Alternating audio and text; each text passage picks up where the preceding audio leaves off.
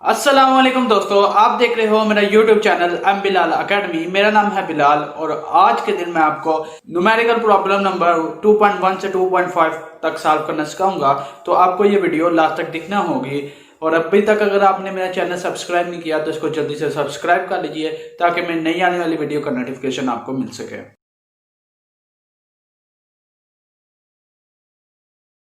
तो क्वेश्चन 2.1 में वो कहता है कि suppose in a rectangular coordinate system a vector A has its tail at point P. वो कहता है कि रेक्टेंगुलर कोऑर्डिनेट सिस्टम में एक वेक्टर एग्जिस्ट करता है जिसकी जो टेल है उसका पॉइंट उसने बता दिया कि -2, -0.3 है और जो उसकी हेड है या टिप है उसका वो है 3,9। तो डिटरमिन करना है आपने उसकी टेल और उसके हेड के दरमियान का डिस्टेंस। ठीक है, तो उसके लिए आप सबसे पहले एक रेक्टेंगुलर कोऑर्डिनेट सिस्टम को कंसिडर कीजिए और मैंने इसको स्केल भी कर दिया है। तो पॉइंट पी को आपने सबसे पहले लोकेट करना कि वो कहाँ पे होगा। तो -2 और -3 है, तो आपने x के -2 में जाना है और y के भी -3 में जाना है।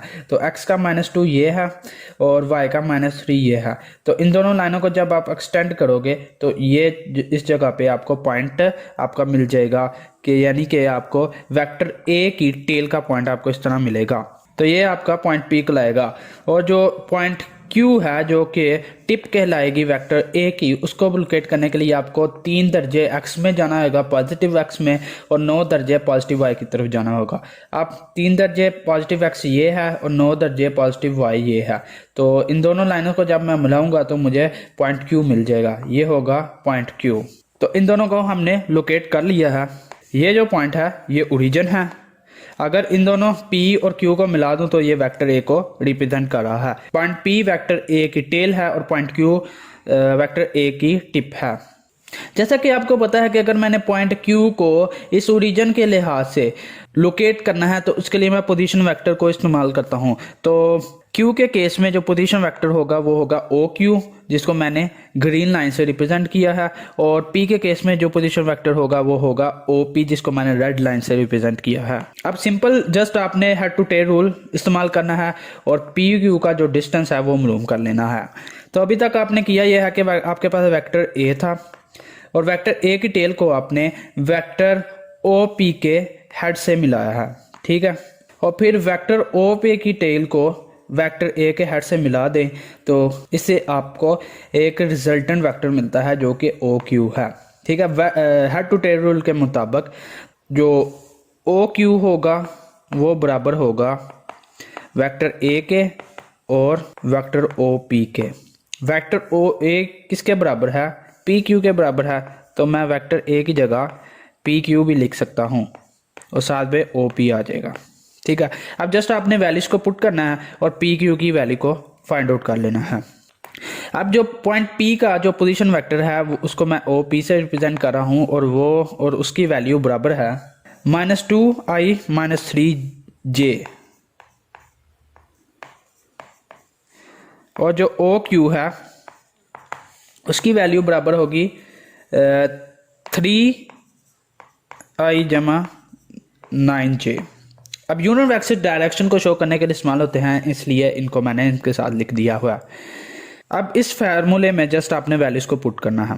तो OQ जैसा कि आपको पता है कि वो बराबर है PQ प्लस OP के।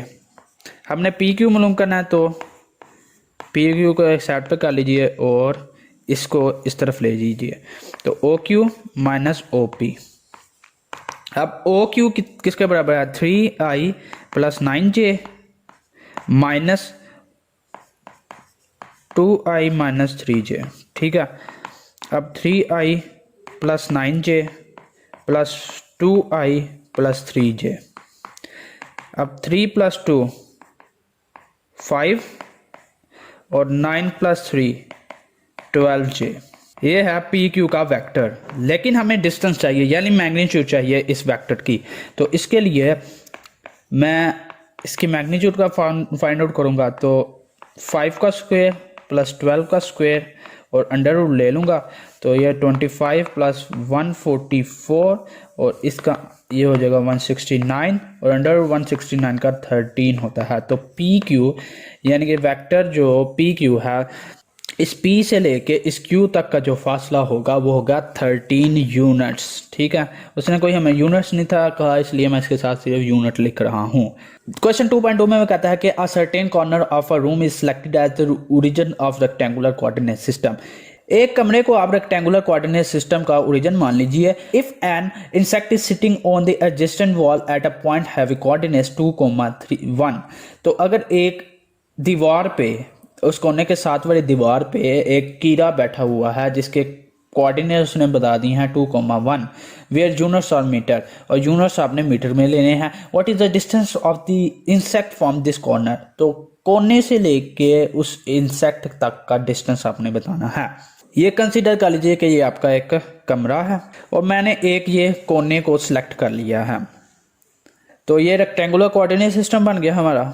फिर उसके बाद कोने के साथ वाली दीवार को मैं कंसीडर करता हूं और इस दीवार पे एक जगह पे कीड़ा खड़ा है जिसके कोऑर्डिनेट्स हैं 2,1। तो हमने O से इस कीड़े का यानी कि कोने से कीड़े का फासला फाइंड करना है, जिसको मैं पोजीशन वेक्टर R से रिप्रेजेंट कर रहा हूं। तो पोजीशन वेक्टर मेरा R बराबर होगा 2i + 1j। जैसा कि आपको पता है कि 2 जो है वो x को रिप्रेजेंट कर रहा है और y जो है, जो 1 है वो y को रिप्रेजेंट कर रहा है। अब x की सिमत में डायरेक्शन शो करने के लिए i लगाते हैं और y की सिमत में डायरेक्शन शो करने के लिए j लगाते हैं, इसलिए मैंने यहाँ पे भी i और j लिख दिया है।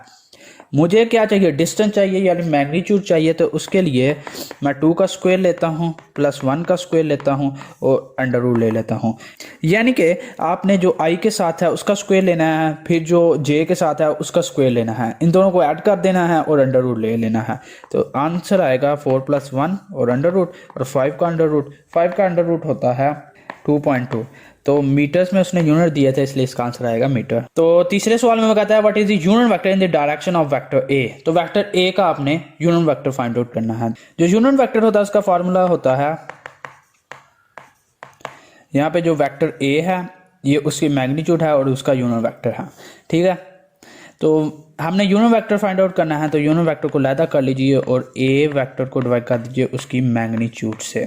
ठीक है, हमें वेक्टर ए का तो पता है, ये ऊपर वाली टर्म क्लियर होगी, नीचे वाली टर्म को हमने फाइंड आउट करना है। तो इसके लिए आपको करना यह है कि जो i के साथ है उसका स्क्वायर लीजिए 4 का स्क्वायर, और जो j के साथ है उसका स्क्वायर लीजिए 3 का स्क्वायर और उसका अंडर रूट ले लीजिए। 4 का स्क्वायर 16 होता है, 3 का स्क्वायर 9 होता है, इन दोनों को ऐड कर लीजिए 25 होगा, तो इन अंडर रूट 25 लेंगे तो 5 आंसर आएगा। ठीक है, अब इसी क्वेश्चन में आपने वैल्यू को पुट कर देना है। a का यूनिट वेक्टर बराबर होगा 4i + 3j divided by a की मैग्नीट्यूड जो कि 5 है, और मैं यहाँ पे 5 लिख दूंगा और यही इसका आंसर होगा। तो 4th क्वेश्चन में पूछता है कि two particles are located at R1 and R2, कि दो पार्टिकल्स हैं, जो पार्टिकल 1 है उसका पोजीशन वेक्टर ये है और जो पार्टिकल 2 है उसका पोजीशन वेक्टर ये है। तो फाइंड करना है आपने मैग्नीट्यूड भी और ओरिएंटेशन भी, किसकी, R2 - R1 की, with respect to X axis के हिसाब से।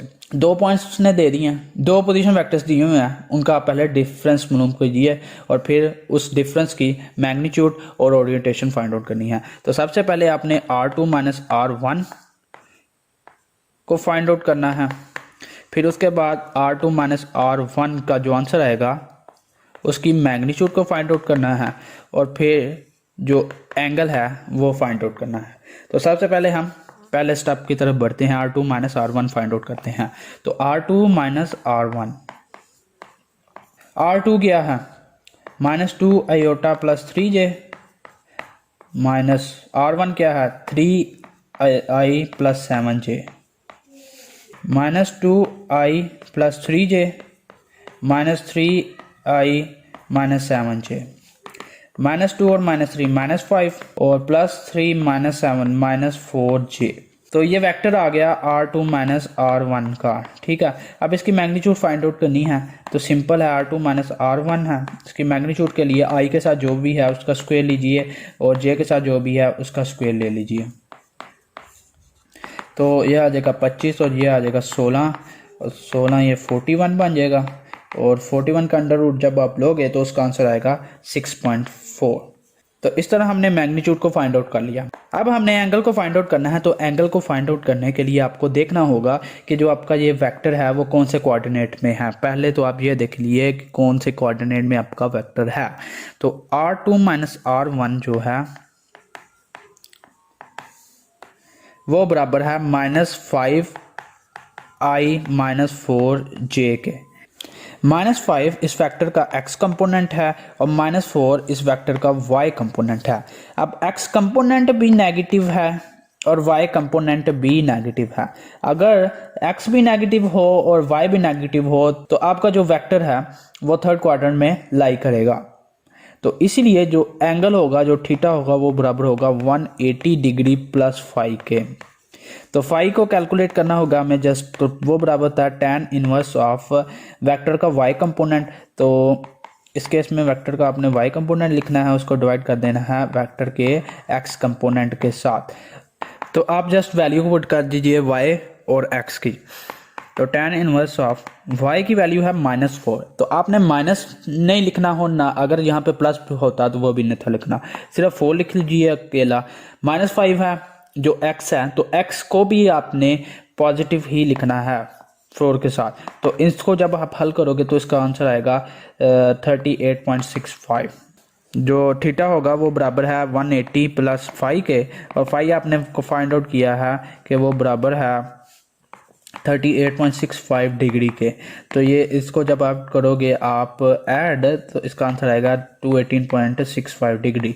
तो इस तरह आप एंगल भी फाइंड आउट कर सकते हो और मैग्नीट्यूड को भी। अब 5वें सवाल में वो कह रहा है कि अगर ए वेक्टर बी है is added to a vector B, अगर वेक्टर बी को वेक्टर ए में ऐड करूं the result is 6i plus j, यानी कि वेक्टर ए और वेक्टर बी को मैं ऐड करता हूं तो उसका आंसर आता है 6i plus j. If vector B subtracted from A, अगर वेक्टर बी को मैं ए से सब्ट्रैक्ट करूं तो उसका जवाब आता है -4i प्लस 7j। तो कहता है कि what is the magnitude of vector A, जो वेक्टर ए है उसकी मैग्नीट्यूड को आपने फाइंड आउट करना है। तो इसके लिए आपको करना ये है कि सिंपली इन दोनों वेक्टर्स को ऐड कर लीजिए।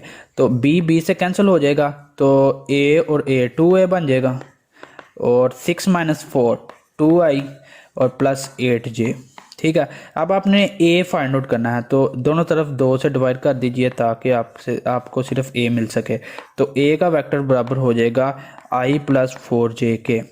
अब आपने मैग्नीट्यूड चाहिए आपको, तो मैग्नीट्यूड के लिए आपको सिर्फ करना ये है कि i के साथ जो है उसका स्क्वायर लीजिए और j के साथ जो है उसका स्क्वायर ले लीजिए और अंडर रूट ले ले। तो a की मैग्नीट्यूड बराबर आ जाएगी 1 प्लस 16 के, और अंडर रूट ले लेना है। तो 17 का जो अंडर रूट है वो बराबर होता है 4.12 के। तो इस तरह आप मैग्नीट्यूड को फाइंड आउट कर सकते हो वेक्टर बी के। तो उम्मीद करता हूँ कि मेरे आज के इस लेक्चर से आपको क्वेश्चन नंबर 2.1 से 2.5 को हल करना आ गया होगा। तो अगर आपको मेरी जो वीडियो आई है पसंद तो प्लीज़ मेरे इस चैनल को कर लीजिए सब्सक्राइब, और अभी तक अगर आपने बेल आइकन को क्लिक नहीं किया तो इसको कर दीजिए क्लिक, ताकि मेरी नई आने वाली वीडियो का नोटिफिकेशन आपको मिल सके। अल्लाह हाफिज़।